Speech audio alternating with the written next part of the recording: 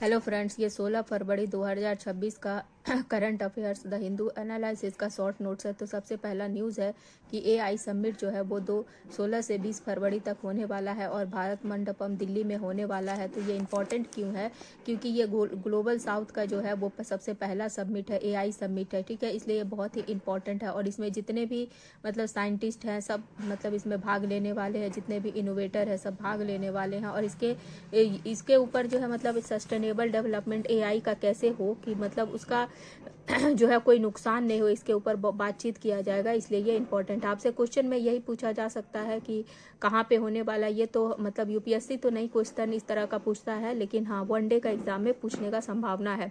लेकिन यूपीएससी में जो क्वेश्चन बनने का संभावना यही है कि भारत मंडपम जो एआई समिट है जो भारत मंडपम में हुआ है उसका कौन कौन सा पिलर है, मतलब क्या क्या पिलर है और पिलर के ऊपर क्वेश्चन बन सकता है।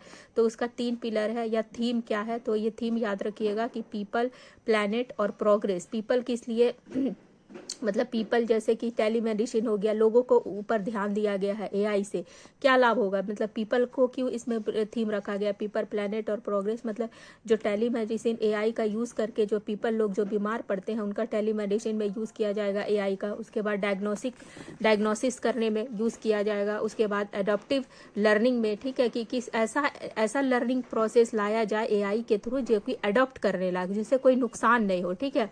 उसके बाद साइबर क्राइम जो है मतलब जैसे कि वित्तीय धोखाधड़ी जितना भी होता है साइबर क्राइम, मतलब पैसा उसा का लेन देन को लेके जो भी साइबर क्राइम होता है लोगों के साथ किया जाता है उसके ऊपर बातचीत होगा। इसीलिए ये है। तो यही सेंटेंस रहेगा आपका, ये को क्वेश्चन में फॉर्मेशन किया रहेगा। उसके बाद है प्लैनेट। प्लैनेट में क्या है, जैसे हम लोग का जो प्लैनेट है धरती को सुरक्षा किस तरह किया जाए एआई में उसके ऊपर बातचीत होगा। जैसे कि फसल का पूर्वानुमान, मतलब फसल किस तरह का हो उसके बारे में पूरा तरह से पहले से ही पूर्वानुमान मतलब पहले ही जानकारी। उसके बाद प्रोविजन फार्मिंग, ठीक है, प्रोसेसिंग फार्मिंग, ठीक है।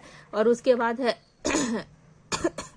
ड्रोन का निगरानी। ये सब यूज किया जाएगा किसमें, मतलब हम लोग का जो कृषि है, कृषि को स्मार्ट बनाने में और सस्टेनेबल बनाने में कृषि का जो है वो यूज किया जाएगा, एआई का यूज किया जाएगा। तो मतलब जिन्होंने मेंस लिखा होगा तो उन्होंने देखा होगा कि एआई के ऊपर कृषि का मतलब एआई का यूज कैसे कृषि में किया जा सकता है, फायदे नुकसान, इस तरह का क्वेश्चन आया भी था पीवाईक्यू जिन्होंने किया होगा। तो यही है प्लैनेट। तो अगर मेंस में कुछ तरह का क्वेश्चन आता है तो आप इसको लिख सकते हैं कि जो सबमिट हुआ है भारत मंडपम में उसमें 3 पिलर डिसाइड किया गया और इसको आप कोट कर देंगे तो आपका आंसर राइटिंग बहुत ही ज़्यादा मतलब अच्छा हो जाएगा, ठीक है। कि फसल का पूर्वानुमान करने में, फार्मिंग में, फिर ड्रोन का निगरानी में, स्मार्ट सतत कृषि का विकास में, ये तीनों पिलर भी आप लिख सकते हैं। उसके बाद फिर प्रोग्रेस कैसे, जैसे कि कोट उट होता है तो कोट में मतलब अलग अलग तरह का भाषा यूज किया जाता है तो उसको एआई का यूज करके उसका अनुवाद करने में, लैंग्वेज को ट्रांसलेट करने में। उसके बाद पब्लिक डिस्ट्रीब्यूशन सिस्टम में, खाद का वितरण में भी हम लोग एआई का यूज कर सकते हैं। तो इसके ऊपर भी क्वेश्चन मेंस में बन सकता है कि हम लोग पीडीएस में एआई का यूज कैसे कर सकते हैं। मतलब कहीं भी अगर एआई आता है तो आप इस एग्जाम्पल को लिख सकते हैं। ये बहुत इंपॉर्टेंट है। मतलब ये जो मेंस के लिए ये जो तीनों चीज है, तीनों पॉइंट है, आप इसको मेंस में कोट कर सकते हैं। इसका डिस्क्रिप्शन है, आप लोगों ने मतलब जो डिस्क्रिप्टिव वे में जिन्होंने मतलब क्या बोलते हैं करंट अफेयर्स दे सुना होगा तो खाद के ऊपर है तो मैंने शॉर्ट पॉइंट लिखा है, ठीक है। इसीलिए इसको आप समझिए पब्लिक डिस्ट्रीब्यूशन सिस्टम में। उसके बाद डिजिटल सर्विस प्रोवाइड करने में एआई का यूज कर सकते हैं। तो आपका मेंस में क्वेश्चन यहीं से बनेगा, ठीक है। मतलब आप जब भी करंट अफेयर्स पढ़ते हैं तो करंट अफेयर्स में ये देखिए कि क्वेश्चन मेरा किस, अपने दिमाग में क्वेश्चन क्रिएट करने का कोशिश करिए कि जो न्यूज आ रहा है, जो इंपॉर्टेंट आपको लगता है उसमें आप क्वेश्चन को कैसे फॉर्मेशन कर सकते हैं, अपने हिसाब से ही उसमें क्वेश्चन क्रिएट करने का कोशिश करिए। तो इससे क्या होगा कि मतलब आपको जब आप मतलब में अगर पीटी का एग्ज़ाम देते हैं तो उसमें आपको आंसर समझ में आ जाएगा, ठीक है। मतलब आंसर करने में आपको दिक्कत नहीं आएगा। उसके बाद है डेथ सेंटेंस इन इंडिया तो अभी क्या हुआ है ना कि सेशन कोर्ट जो है 842 केस हुआ था, ठीक है, मृत्यु दंड का। तो 842 केस में सेशन कोर्ट जो है वो क्या बोलते हैं 1310 लोगों को मृत्यु दंड का सजा सुनाया। जबकि जब वही 842 को केस जब सुप्रीम कोर्ट में फाइल किया गया, मतलब सुप्रीम कोर्ट में जब गया तो वहां पर सिर्फ मृत्यु दंड 70 ही किया गया। तो आप सोच सकते हैं कि मतलब सेशन कोर्ट जो है कितना लापरवाही बरत रहा है मृत्यु दंड देने में, जबकि 70 सुप्रीम कोर्ट जो है इतने में से सिर्फ इतने लोगों को मृत्यु दंड सुनाया। तो ये नालसा का रिपोर्ट आया है कि नालसा का रिपोर्ट है कि मतलब कि सेशन कोर्ट का जो है वो क्रिया मतलब उसके उसके काम करने का प्रोसेस पे जो थोड़ा सा चिंता जताया है कि प्रक्रियात्मक जो है वो निष्पक्षता का कमी है, ठीक है, सेशन कोर्ट में, और सबूत साक्ष्य, उसके बाद फंडामेंटल राइट, इस सबको अच्छे से इम्प्लीमेंट नहीं किया जा रहा है। तो ये भी आप मेंस में कोर्ट मतलब कि अगर क्वेश्चन आता है कोई तो आप में ये नालसा का रिपोर्ट जो है ऐसा है, मतलब सेशन कोर्ट या कोर्ट के ऊपर आता है तो आप लिख सकते हैं। उसके बाद है कि डेथ रो, आपसे क्वेश्चन अगर पीटी में बनेगा तो ये पूछा जा सकता है कि डेथ रो क्या है या इसका क्या अर्थ है या क्या मतलब है, ठीक है। तो ये इसको ध्यान में रखिएगा कि डेथ रो क्या होता है। फांसी को फांसी जो होता है, फांसी का सजा, उसको सिर्फ सुनाया जाता है, फांसी को कंप्लीट नहीं होता है, ठीक है। मतलब फांसी पर लटका नहीं दिया जाता, मार नहीं दिया जाता, फिर सजा सुनाया जाता है। तो आपसे यहीं पे फंसाएगा एग्जामिनर कि डेथ रो का मतलब होता है फांसी हो गया है, व्यक्ति का फांसी हो गया, मतलब आदमी को मृत्यु दंड दिया जा चुका है, या फिर उसको सिर्फ सजा सुनाया गया है, ठीक है। तो यही दो वर्ड रहेगा, सुनाया गया है या फांसी जो है मतलब हो गया है, ऐसे करके डिफरेंस रहेगा। तो इसको ध्यान में रखिएगा। ये वर्ड जो है मतलब ये करंट अफेयर्स में था तो इसीलिए मैंने इसको यहाँ पे नोट किया है, ठीक है। उसके बाद देखिए फांसी कितने लोगों को हुआ है, मेल 550 है और फीमेल 24 लोगों को फांसी का सजा जो है वो सुनाया गया है। नेक्स्ट न्यूज़ है, इंडिया और यूएसए का ट्रेड डील हुआ है। तो बहुत दिन से चल रहा था, 1 साल से लगभग इसके ऊपर मतलब कुछ भी फाइनल निकल नहीं पा रहा था। तो अभी जाके डील जो है वो फाइनल हो गया, मतलब सहमति जो है इसके ऊपर बन गया है, ठीक है। और अभी देख ही रहोगे अलग अलग न्यूज़ चैनल में न्यूज़ आते रहता है, विपक्ष किस तरह विरोध कर रहा है और लोग किसान संगठन किस तरह से मतलब प्रोटेस्ट कर रहे हैं। तो अलग अलग तरह से आप अभी न्यूज़ इसके ऊपर आ ही रहा था, तो ये इंपॉर्टेंट है। अब इसके ऊपर विवाद क्यों हो रहा था एग्रीकल्चर को लेके, मतलब अमेरिका से क्या होगा कि जेनेटिक मॉडिफाई क्रॉप आएगा, ठीक है, अमेरिका से आएगा। और हम लोग का देश में तो उतना मतलब टेक्नोलॉजी डेवलप नहीं है, हम लोग का छोटा छोटा खेत है किसान लोगों का, ठीक है। तो वहाँ पर जो भी फसल उगाया जाता है उसका मुकाबला अब मान लीजिए अमेरिका से जो भी मतलब मॉडिफाई क्रॉप का बीज वहाँ पर यूज़ किया जाता है, तो उससे जो भी प्रोडक्ट आएगा वो बहुत अच्छा प्रोडक्ट आएगा, जिसका कंपेयर हम लोग का इंडिया का किसान का जो फार्मर लोगों का जो प्रोडक्ट है वो नहीं कर पाएगा। तो हम लोग का मार्केट में, इंडिया का मार्केट में हम लोग का सामान टिक नहीं पाएगा कॉम्पिटिशन में, क्वालिटी में। तो इसी के ऊपर विवाद चल रहा है, ठीक है। मतलब इसी के ऊपर लेके डिस्प्यूट है कि मतलब इंडियन फार्मर लोगों का क्या होगा, ठीक है। उसके बाद भारत जो है वो टैरिफ और नॉन टैरिफ को भी पूरी तरह खत्म कर दिया, मतलब जितना भी टैरिफ और नॉन टैरिफ था। नॉन टैरिफ क्या होता है कि कुछ कुछ चीज़ों का एक लिमिटेशन किया जाता है कि भारत में 20 प्रोडक्ट आएगा तो कोई टैरिफ नहीं लगेगा, लेकिन 20 से ज़्यादा प्रोडक्ट आएगा तो उसके ऊपर थोड़ा सा टैरिफ लगेगा। तो यही नॉन टैरिफ ये होता है, ठीक है। तो टैरिफ और नॉन टैरिफ सब खत्म कर दिया। तो मान लीजिए अब हम लोग का देश में अगर अमेरिका से पूरा प्रोडक्ट आएगा एग्रीकल्चर का, तो हम लोग का देश का फसल का कितना नुकसान होगा, कैसे हम लोग का बाजार में हम लोग का जो इंडिया का जो है किसान का प्रोडक्ट टिक पाएगा। पहले इंडिया अमेरिका जो है वो 18% अभी जो है अमेरिका भारत पर 18% का टैरिफ लगाया है, और पहले कितना लगाया था 2.5% का। मतलब पहले अमेरिका भारत के ऊपर 2.5% का टैरिफ लगाया था, लेकिन अभी 18% का। तो आपसे ये 18 नहीं पूछा जाएगा क्योंकि ये सबको पता है। आपसे क्वेश्चन में ये बनने का संभावना है कि पुराना टैरिफ कितना था, तो इसको ध्यान में रखिएगा, ठीक है। उसके बाद है ब्राजील है, चाइना है, ये सब क्या है इनकार कर दिया अमेरिकी दबाव से, लेकिन इंडिया ऐसा नहीं कर पाया है कि अमेरिकी दबाव का इनकार नहीं कर पाया है। बहुत सारा मतलब इंडिया के ऊपर प्रेशर बना रहा था अमेरिका। उसके बाद इंडिया क्या है, इंडिया के ऊपर यूएसए ट्रम्प मतलब बार बार स्टेटमेंट दे रहा था, यूएसए दबाव बना रहा था कि वो रसिया से तेल नहीं खरीदेगा। तो यही सब है न्यूज़ में, ठीक है। तो आप ये याद रखिएगा कि मतलब पहले कितना टैरिफ था, अभी कितना टैरिफ है, ठीक है ये। उसके बाद नेक्स्ट न्यूज़ है बायो बेस्ड केमिकल से। तो बायो बेस्ड केमिकल क्या होता है, पहले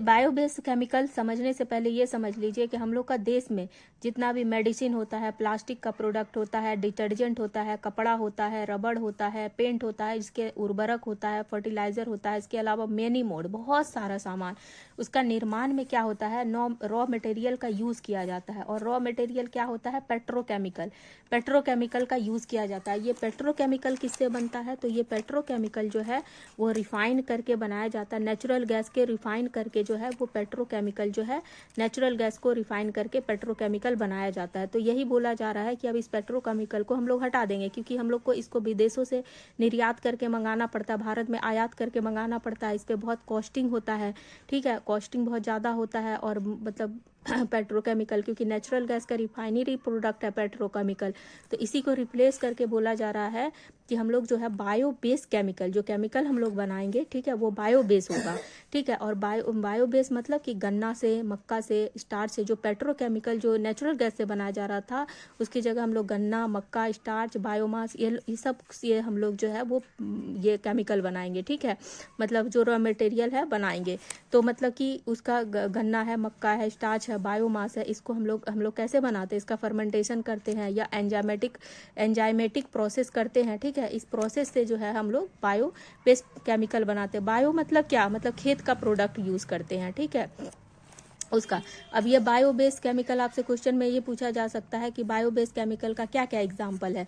तो एग्जाम्पल देखिए क्या क्या है, जैसे कि ऑर्गेनिक एसिड हो गया, बायो अल्कोहलिक हो गया, सॉल्वेंट प्लास्टिक हो गया, कॉस्मेटिक हो गया, फार्मास्यूटिकल्स हो गया, ठीक है। तो ये सब जो है बायो बेस्ड केमिकल है, ये इंटरमीडिएटरी होता है, और यही इंटरमीडिएटरी का यूज करके जो है वो मेडिसिन बनाया जाता है, प्लास्टिक, डिटर्जेंट, कपड़ा, रबर, पेंट, ये सब बनाया जाता है, ठीक है। तो इसी को हम लोग बोलते हैं मतलब बायोबेस, मतलब बायोलॉजिकल प्रोडक्ट, बायो का यूज करके, ठीक है, कृषि उत्पादों का यूज करके बनाया जाता है। ये क्यों ऐसा है, क्योंकि ये क्या होता है, पर्यावरण के अनुकूल है, उसके बाद फिर हम लोगों को आसानी से उपलब्ध हो जाएगा। मान लीजिए केमिकल, जो पेट्रोकेमिकल हम लोगों को विदेश से आयात करना पड़ता है, तो बहुत ज़्यादा पैसा लगेगा, लेकिन अगर हम लोग मतलब उसको गन्ना से और ये सब मक्का, ये सब स्टार्च का यूज करके बनाएंगे, तो हम लोग को अपने खेत में उपज गन्ना मक्का का करके हम लोग बना सकते हैं, बाहर से आयात नहीं करना पड़ेगा, तो ज़्यादा पैसा नहीं खर्चा कर होगा। इसके अलावा क्या है, केमिकल का वो प्रोडक्ट होता है वो, तो इसीलिए वो पर्यावरण के अनुकूल नहीं होता है, लेकिन हम लोग जब अपना खेत का प्रोडक्ट गन्ना उन्ना से बनाएंगे तो वो पर्यावरण के अनुकूल होगा। उसके बाद कार्बन का कम इमिशन करेगा, पेट्रोलियम का निर्भरता को भी कम करेगा, ठीक है। तो यही है। उसके बाद देखिए कि बोला जा रहा है कि इंडिया का नीड क्यों है, ठीक है, इंडिया को इसका नीड क्यों है, क्योंकि कृषि में हम लोग का बहुत ज़्यादा इसका यूज़ किया जाता है, उसके बाद फार्मास्यूटिकल में यूज़ किया जाता है, वैक्सीन उक्सीन का मैन्युफैक्चरिंग में, उसके बाद फर्मेंटेशन में, मैन्युफैक्चरिंग का विनिर्माण के क्षेत्र में।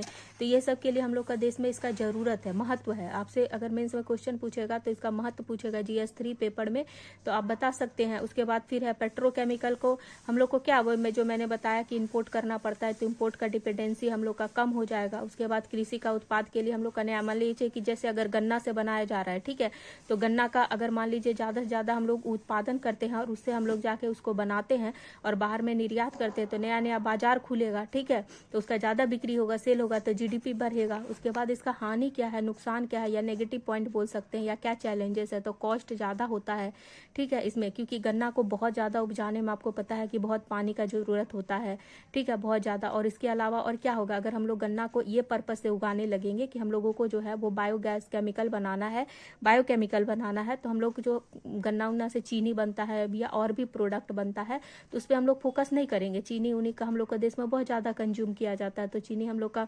मतलब खाने पीने के लिए कमी आ जाएगा, क्योंकि वो उसी पर्पस से बनाया जाने लगेगा, तो कॉस्ट प्रभावी। उसके बाद इंफ्रास्ट्रक्चर, अभी हम लोग का देश में उतना ज़्यादा जो है ये पेट्रोकेमिकल जैसे कि क्या है, बायोबेस केमिकल बनाने के लिए उस तरह का अवसंरचना का विकास नहीं है, उतना ज़्यादा मतलब ज़्यादा हम लोग का जो इंस्ट्रूमेंट चाहिए उसका कमी है। उसके बाद आपूर्ति श्रृंखला जो मैंने बताया खाने के लिए, तो आपसे क्वेश्चन यही बन सकता है कि निम्न में से कौन बायो आधारित रसायनों का अनुप्रयोग मतलब एप्लीकेशन है। तो मैंने बताया ना आपको कि अभी जैसे कि प्लास्टिक का निर्माण हुआ, मेडिसिन का निर्माण हुआ, कपड़ा, ये सब के बनाने के लिए इंटरमीडिएटरी का यूज़ किया जाता है, ऑर्गेनिक एसिड, बायोकेम, अल्कोहलिक, ये सब। और ये सब कहाँ से बनता है, तो इसी तरह से जो सर्कल मैंने आपको बना के यहाँ पे दिखाया, इसको अच्छे से आप समझ लीजिएगा, तो किसी भी तरह से क्वेश्चन बनेगा तो आप लिख सकते हैं। तो देखिए यहाँ पे क्वेश्चन एक तो बना हुआ है कि प्लास्टिक निर्माण में इंटरमीडिएटरी के रूप में उपयोग, ठीक है, क्या क्या उसका कौन कौन सा रसायन का अनुप्रयोग नहीं है, पूछा नहीं है। डिटर्जेंट में एंजाइमिक आधारित क्लीनिंग एजेंट के रूप में हम लोग करते हैं एंजाइम का यूज़। कच्चे तेल के रिफाइन में, फूड प्रोसेसिंग में, तो कौन सा नहीं है, इसका आंसर आप लिख के बताइएगा। उसके बाद नेक्स्ट न्यूज़ है लोकसभा के स्पीकर जो ओम बिरला है वो बांग्लादेश का जो बीएनपी पार्टी अभी जीता है उसमें जीते हैं तारिक रहमान, उसका जो है शपथ ग्रहण समारोह में अभी जाने वाले हैं। ठीक है, तो वहाँ पर जो है वो जाने वाले। उसके बाद मालदीव में मलबा प्राप्त हुआ है। किस चीज़ का मलबा प्राप्त हुआ है? LV-M3 M6। तो क्वेश्चन बन सकता है कि LV-M3 M6 किससे रिलेटेड है? तो ये 19 दिसंबर 2025 को ब्लू बर्ड ब्लैक 2 मिशन से रिलेटेड है। ये हम लोग का ही देश का मिशन था, क्योंकि ये जो मलबा मिला है इस पर हम लोग का इसरो का साइन मिला है, हम लोग का राष्ट्र का प्रतीक मिला है, इसलिए यहाँ पे क्वेश्चन बन सकता है कि LV-M3 M6 किससे रिलेटेड है। ठीक है, तो आप ब्लू बर्ड ब्लैक 2 मिशन अगर ऑप्शन में है तो ये आंसर आप सही कर सकते हैं। उसके बाद है नेक्स्ट है कि बोर्ड ऑफ पीस जो है उसका मेंबर लोग सबको मिल के जो है $5 मिलियन का जो है मानवीय सहायता देगा। किसको? गाजा को। ठीक है, उसके बाद सीरल बल्ब जो है साइरल बल्ब जो है मेथड है एक तो, ये क्वेश्चन बन सकता है। साइरल बल्ब मेथड क्या है या किससे रिलेटेड है और किसने डेवलप किया है? तो इलेक्ट्रॉन को जो है वो सेपरेट करने का एक प्रोसेस है, मेथड है, और इसको डेवलप किया IIT दिल्ली और जर्मनी का साइंटिस्ट लोग मिलके। ठीक है, उसके बाद है टेम्परेचर, रेन और ह्यूमिडिटी की वजह से क्या हो सकता है? 36 से 45% का चारागाह का क्षेत्र जो है आने वाले सालों में उसका गिरावट हो सकता है। तो यही न्यूज़ था। ठीक है, और मिलते आप लोग अपने से क्वेश्चन फॉर्मेशन करने का कोशिश करिएगा जो भी न्यूज़ पढ़ते हैं, और उसके साथ आंसर राइटिंग पे उसमें बना सकते हैं कि किस तरह क्वेश्चन पूछा जा सकता है। तो इससे आपका तैयारी बहुत अच्छे से होगा, क्योंकि मेंस और पीटी एक ही साथ दोनों तैयार किया जाता है।